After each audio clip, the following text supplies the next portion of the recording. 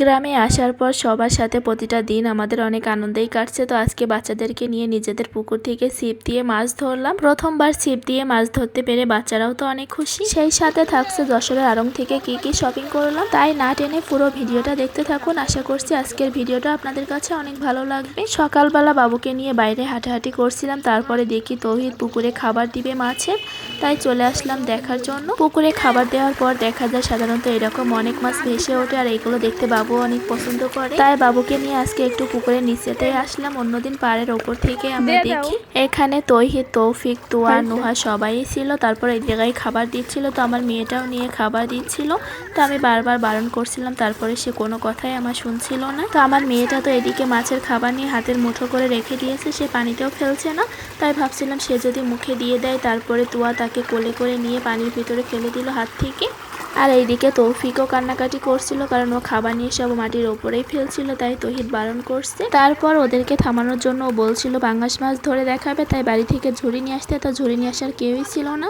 হাত দিয়ে ধরতে যেয়ে একদমই ভয় পাচ্ছিল, কারণ পাঙ্গাস মাছের কাঁটা আবার হাতে ফুটে যেতে পারে। তারপর ও যে বাড়ি থেকে আবার বড়শি নিয়ে আসে, বড়শি দিয়ে এদেরকে মাছ ধরতে দিবে। সবাই একটা করে মাছ ধরবে। তারপরে প্রথমেই তৌফিককে দেয়, তো তৌফিক 2-3 বার চেষ্টার পরে একটা মাছ উঠে, কারণ প্রতিবার মাছের খাবারগুলো মাছ খেয়ে নিচ্ছিল, কিন্তু বড়শিতে উঠছিল না। তারপরে তৌফিক একটা মাছ ধরার পরে নোহা নিল, তো নোহা তো আর একা পারবে না, তাই আমি ওকে একটু হেল্প করলাম। তারপরে আমরাও কয়েকবার চেষ্টার পরে একটা মাছ ধরতে পারলাম। তো ভিডিও যেহেতু আমিই করছিলাম, তাই আমাদেরটা শেয়ার করা হয়নি। আর এইদিকে তুয়া মাছ ধরছিল, তো তুয়াও অনেকবার চেষ্টা করার পরেও মাছ ধরতে পারলো। তো ও তেলাপিয়া মাছ ধরছে, তো এই মাছটাই রাখা হবে। আর আমরা যেগুলো ধরছি ওইগুলো ছেড়ে দেওয়া হয়ে গিয়েছে। তো এইদিকে তো তৌফিক আবারও কান্নাকাটি করছিল, কারণ ও আবারও মাছ ধরবে তাই। আর এইদিকে তো আমি চিল্লাচিল্লি করছিলাম, বলছিলাম যে মাছটা একটু ধরতে, আমি ছবি তুলবো, কিন্তু ওরা বুঝতেই পারছিল না। পরে এই যে সবাই এক জায়গায় দাঁড়াই, কিন্তু তৌফিক এখানে আসেনি। তারপর এটা ছিল আরেকদিনের ভিডিও। তো এই দিন আমরা গিয়েছিলাম যশোরে।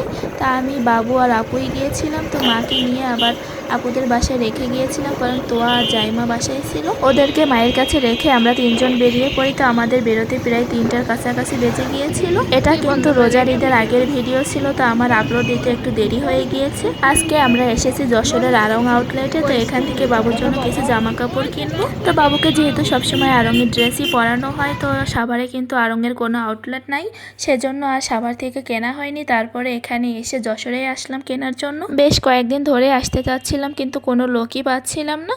তারপর আপুর সাথে আসি। আর এইদিকে তো আমার মেয়েটা, সে খেলনা নিয়ে একা একা এভাবে খেলা করে বেড়াচ্ছিল।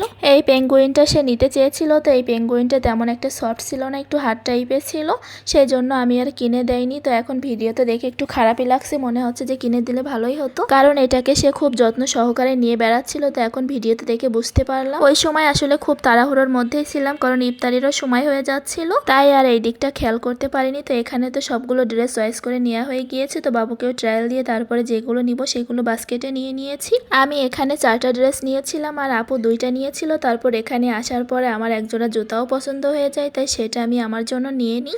আপুও নিতে চেয়েছিল, কিন্তু আপুর সাইজে আর হয়নি। তারপর এই যে বাসায় চলে আসি, আর এসে বাবু ড্রেস পরে অনেক খুশি ছিল।